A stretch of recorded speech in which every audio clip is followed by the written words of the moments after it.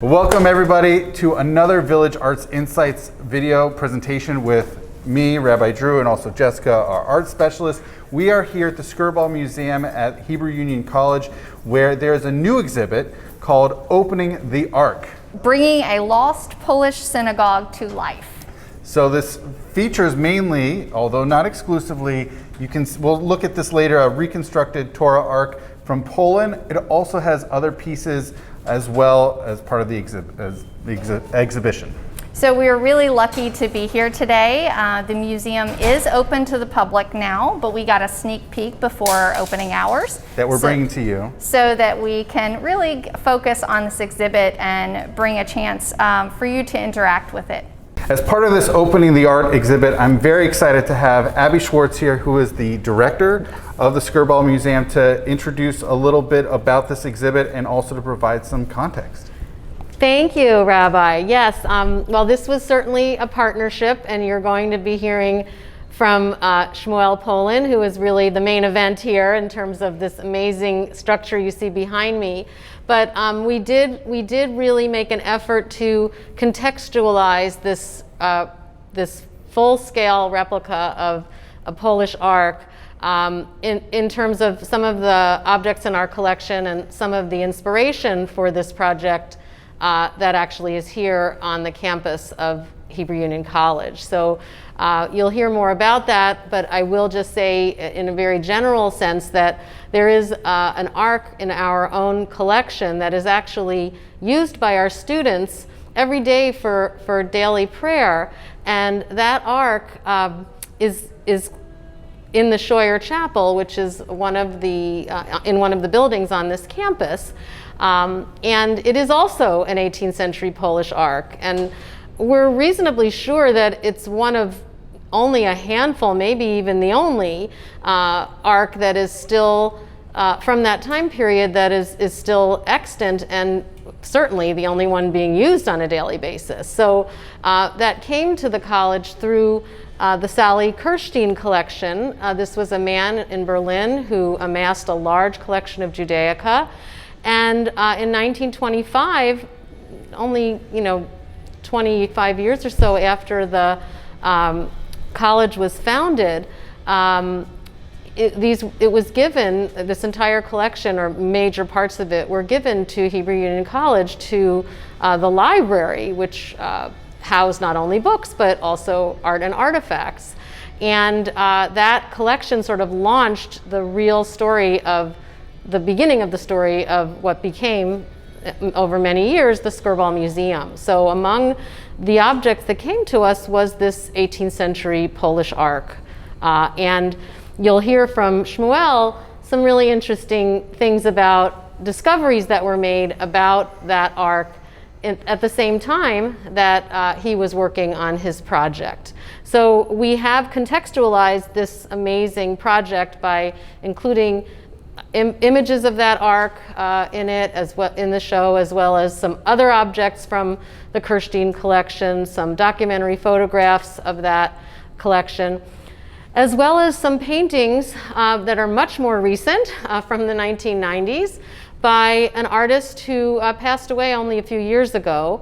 Her name was Greta Schreier, and she was actually able to escape the Holocaust.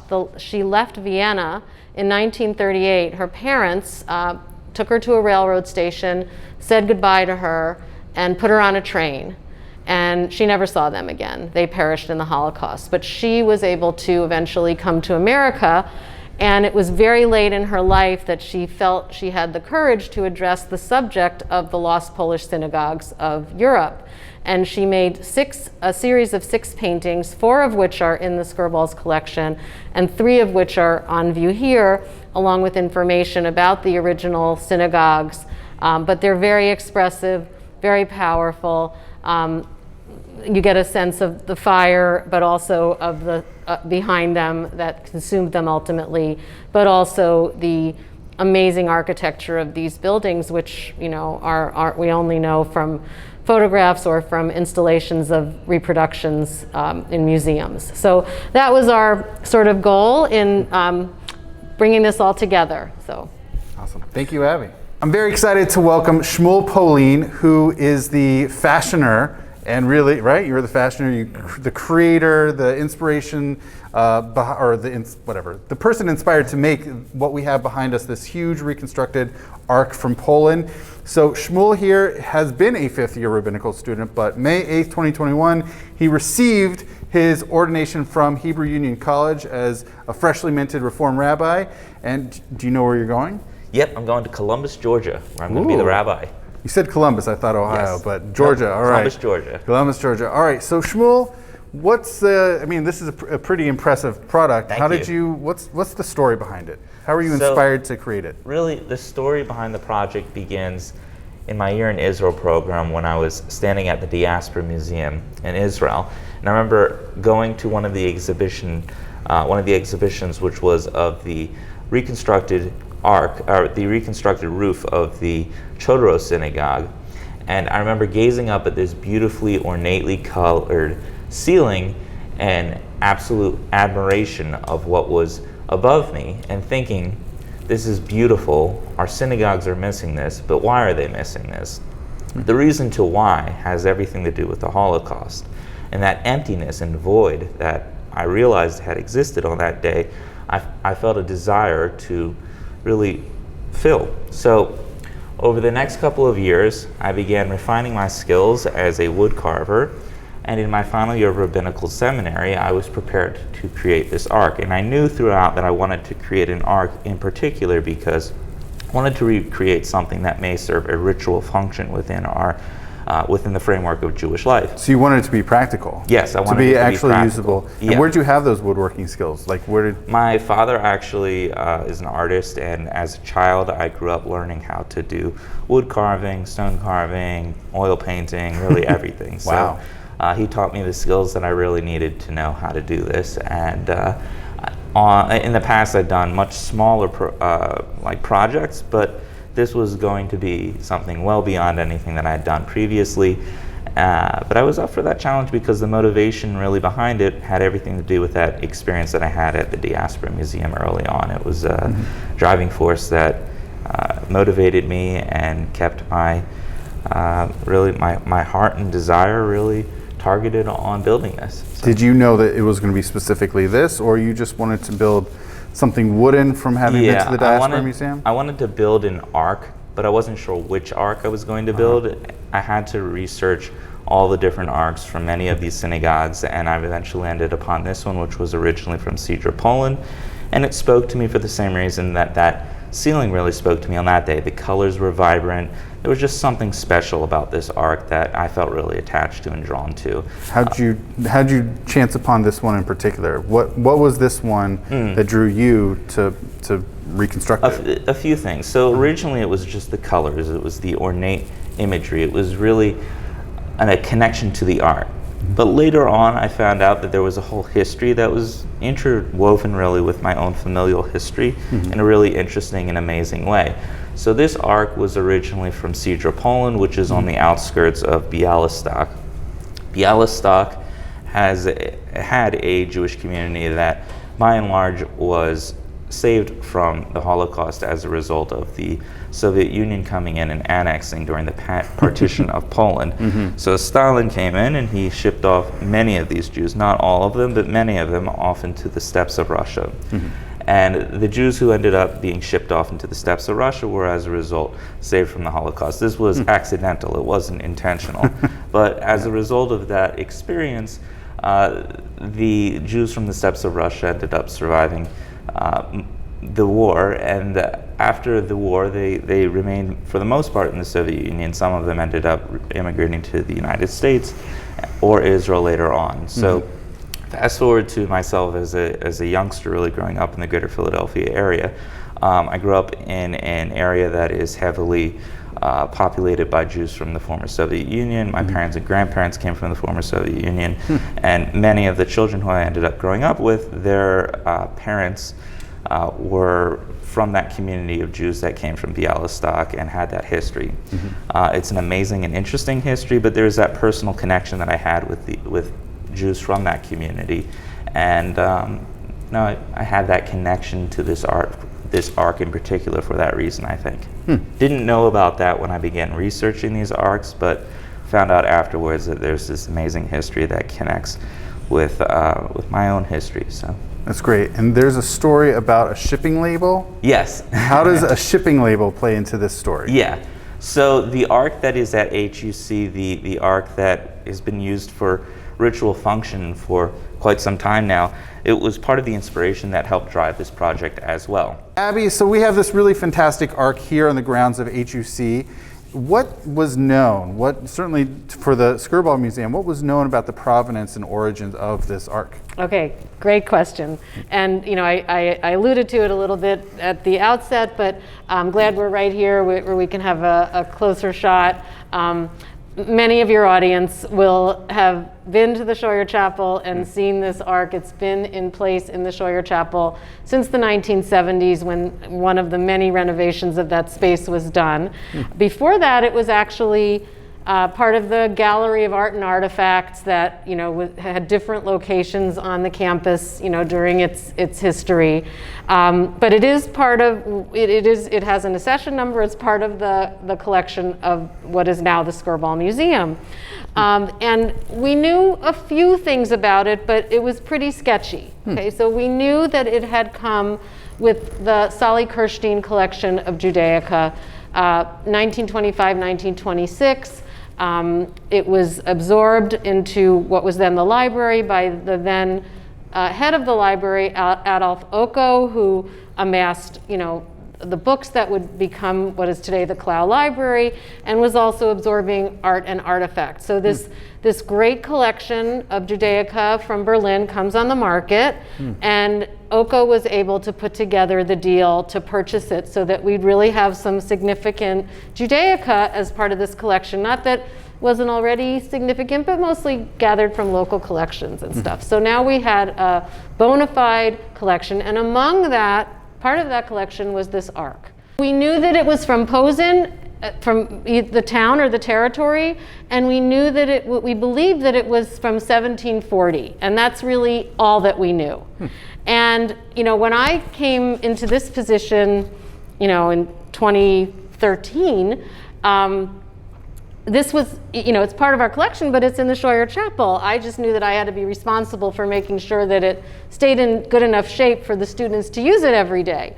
So in 2019, we determined that they needed to do a little bit of work to make the handle, which was a much later addition to the ark, to open it and close it, to get the Torah scrolls in and out, needed a little bit of work. So I called in a local conservator, Allaire Fine Art Conservation. Betsy Allaire is the principal. And this was all sort of happening around the same time that Shmuel was developing his project. So she did a full conservation report. And, she got up on ladders and she was going, my staff was helping her and she was going behind it. And attached to the back of this ark, which I certainly had never seen, and there was no record in the file about this bill of this shipping label that was on the back of the ark. Totally inaccessible, not something you would see in your everyday cleaning. How inaccessible was it? It was on the back, it's on like a back wooden panel of the ark, and she just I guess was able to pull it out and take photograph of it. Wow. So without ruining it. So so that's where the fun began for Shmuel, because he could now figure out, we could see where it was shipped from, and we could see, or where it was shipped to, which would have been Sally Kirshteen's collection, and where it was shipped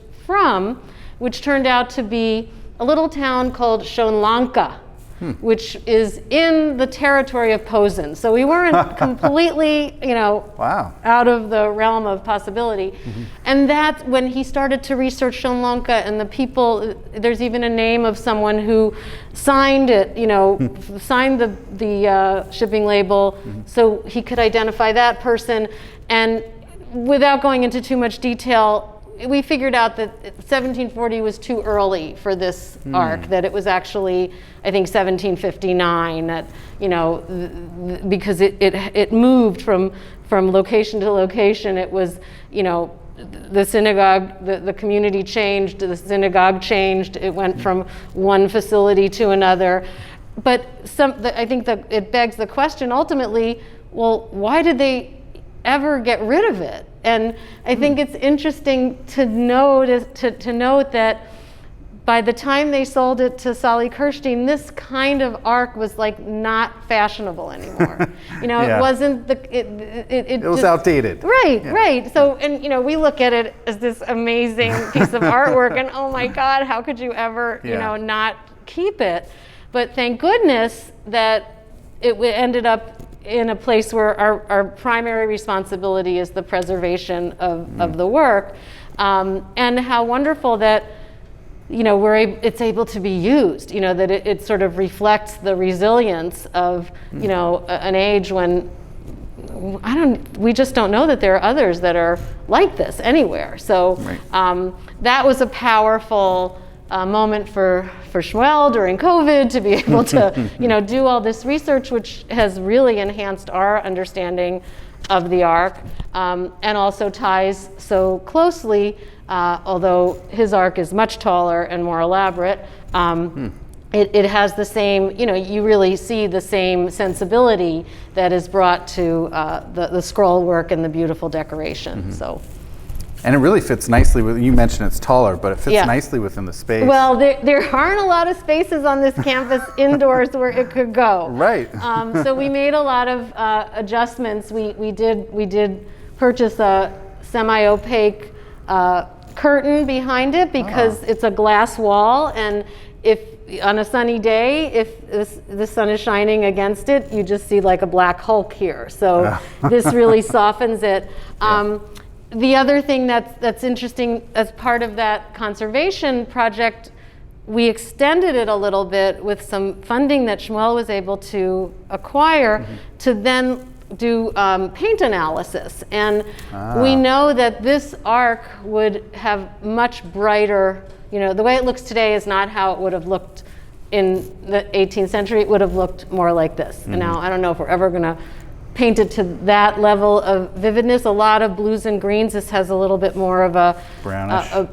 Now it seems like sort of goldish, but if we could have, you know, we could get a grant, we could probably now, with the knowledge that we have, really do a number on this and make it a lot more vibrant. But, you know, the Ten Commandments, the Lions of Judah, you know, many of the same motifs that, you know, clearly it's from the same era. That's great. I was very set on determining where this ark was from. I began looking through all of the material of exhibitions that came from the 1920s and even earlier in Berlin and in Germany.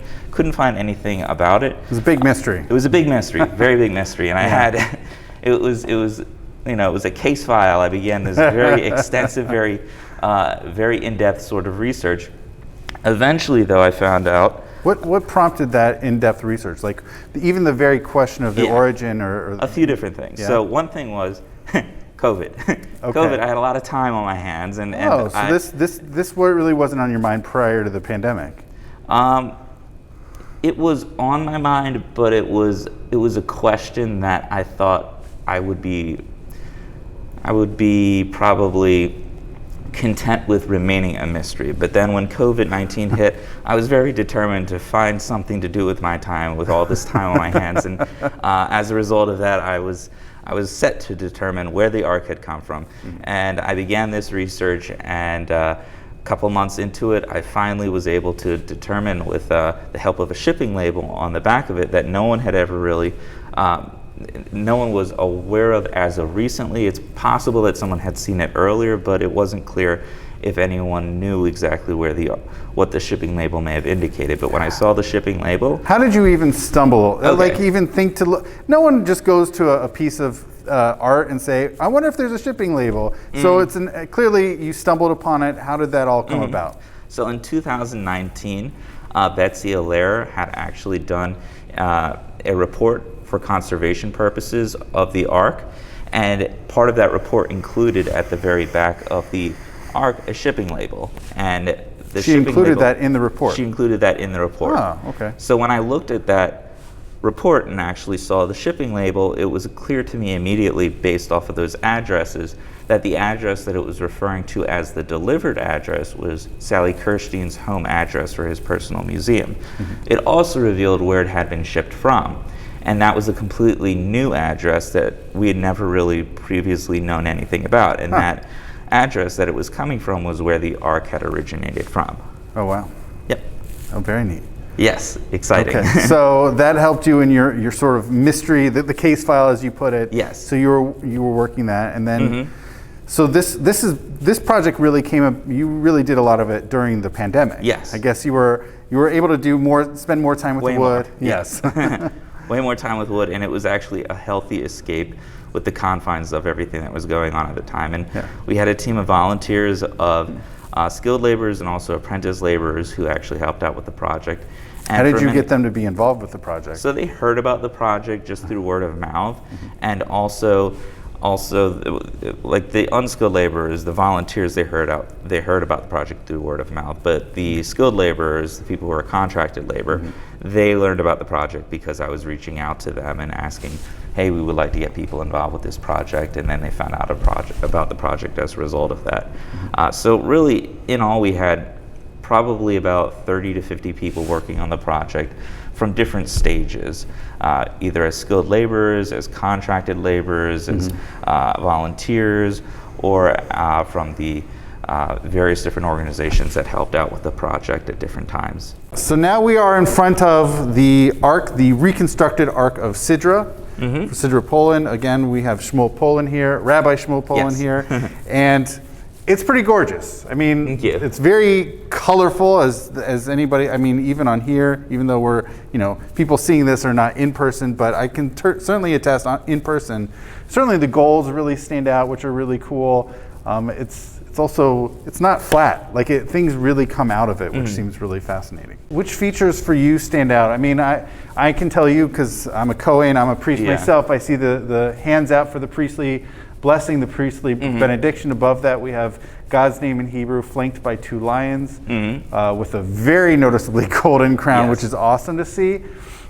You know what? If I can just run down, I mean, just descending, we have sort of that priestly benediction, which is coming out of it seems to be like a window, sort of a. It seems almost like a window someone's coming out on a balcony. And then flanked by, it seems to be pomegranates. Is that what it's supposed to be? Pomegranates and apples, And apples. And then next step down, obviously, we have the sort of the 10 Commandment arcs. Interesting, it's got the rounded tops, which is a medieval creation. And then flanked by, are those pears? What are they? They're etrogs or pears, Etrogs or pears, or both, who knows? Could be, And then below that, we have, on either side flanked by, is that a deer and some sort of bird? Yep. Deer, bird, and a snake. And a snake. I missed the snake. And then, so yeah, I mean, that's, of course, then on the sides, there's even more, it's sort of a mix of arboreal and fauna. So it's trees and animals. Yep. So it's very nature oriented. It is very nature oriented. It's folk art. There's bright colors. It's very brilliant. And we know from the Ark that's in HUC's collection that these colors were very vibrant as it appeared on that Ark as well. So these synagogues had arks within them that were very bright, brilliant, and beautiful, and I wanted to replicate that and bring this back to life and bring back those vibrant, brilliant colors as well. Over time, these colors did fade. By the time that the photos have been taken in the 1940s, these colors were much more darker than they do appear now, but I wanted to replicate the colors as they appeared in the original. So what I did in order to determine that was two things. I was able to zoom in on the colored images of the Ark that we had from Sidra Polin and find out in little corners what the original colors were. And also we did testing on the Ark that's within HUC to determine what the colors would have looked like on that Ark. And based off of that study, I was able to determine what colors to use for this reconstruction effort. Was it like chemicals? How do you know which? We had to make each and every color through pigments, mash up pigments, and then also use binders. And then for the gessos, we used, it was rabbit skin glue mixed with marble, crushed up marble, and it was a whole entire process to make all of the paints though from scratch. And it sounds like the research Yes. and the production of the particular paints and exactly the set. That's really fascinating. Yeah, it's very exciting. But you'll see here that the Ark really does actually mirror some of the art forms that began to emerge at Coney Island around the turn of the century. Many of these artisans that came from the old world brought their craft with them, and as a result, in areas where Jews began to congregate, for instance, Coney Island, the art forms that began to develop in those areas seemed very reminiscent of this art form as well. So if you look at the carousels that began to really begin to turn up at the turn of the century, that art form really does remind you a lot of this art form as well. So one thing I'm very curious, it's hard to ignore right here up front. Before we even, aside from some steps, really the very first thing that meets our eyes is a contributions board or sort of acknowledgement of donors. So how did you go about raising funds for it, and what was that part of the project like? So I was able to raise over $50,000 to help fund the project. The capital that came from for the project came from a variety of different national and local organizations. Some of them, most of them are located actually all of the organizations are listed on this plaque. In addition, there were some private individuals who helped out with the project. Most of them are on the plaque as well. Those who requested not to be on the plaque, they didn't want to have the publicity associated with it. They were not included on there. But and I also had included some of the laborers that helped out with the project to the volunteers, because they did also make a contribution of time and labor to the project. That's wonderful. That's really wonderful. So what are the plans? Is it now being fully donated to the Skirball Museum, or are there future plans for it to be put into use for prayers? Yeah, it's going to be here until December. After December, we're looking to where it will be for a permanent, where it's going to be standing permanently, and we're right now sort of in the process of determining that right now. There's a few different organizations that have reached out that are interested in it, but we're going to make the announcement over the next couple of months where it will be. So it's not coming with you to Georgia? No, it's not coming with me to Georgia. Okay. All righty. Well, Shmuel, this has been really great. Thank you so much for sharing the insights behind and the inspirations behind this really fantastic reconstructed Torah Ark. So thank you. Thank you. Absolutely. It was just such a thrill to hear from Shmuel, and an artist himself. I always say that it's best to ask the first person, when you can, about the artwork and how it comes about and what's the inspiration and the thought behind it. So it was really lovely to hear about that. In looking at this Ark, some things that just absolutely fascinated me were the animal images. You guys mentioned nature, and it's really whimsical in the carvings. We'll try to get a couple of closer up shots for you to mix in with this, but along the sides of the panels that are carved, you see these intricate carvings of animals in these like lacy woodwork. So as I was looking at it, I was really curious about that, and I asked Shmuel, and he mentioned in his talk about the Coney Island aspect and the carousels, and I thought that was so different. I'll definitely get a closer look for you, but along the sides you see animals, but not exactly your typical animals. You see peacocks, you see a horse that's a mermaid mixed in with it. So as I was looking at this, I thought, how fun, how fantastical were these images that were mixed in. And as I was reading about the Ark, it really has a mystical quality to it.